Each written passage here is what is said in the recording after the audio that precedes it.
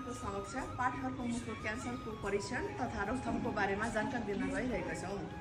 पाठेघरको मुखको क्यान्सर भनेको चाहिँ पाठेघरको मुखमा जसलाई सर्भिक्स भनिन्छ त्यहाँ हुने क्यान्सर हो। मुख्यतया पाठेघरको मुखको क्यान्सर ह्युमन प्यापुलामा भाइरसले गराउँछ।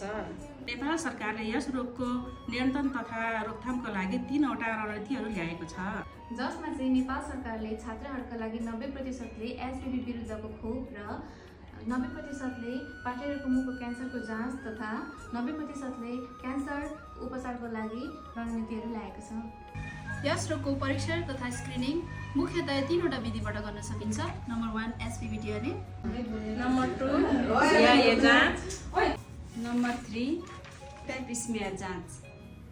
यी जाँचहरू 30 देखि 60 वर्षका सबै महिलाहरूले गराउनु पर्दछ, जुन जाँच एक पटक गरे पश्चात 3 देखि 5 वर्षमा पुनः गराउनु पर्छ र यो स्वास्थ्य चौकीहरूमा निःशुल्क तालिमप्राप्त स्वास्थ्यकर्मीद्वारा गराइन्छ।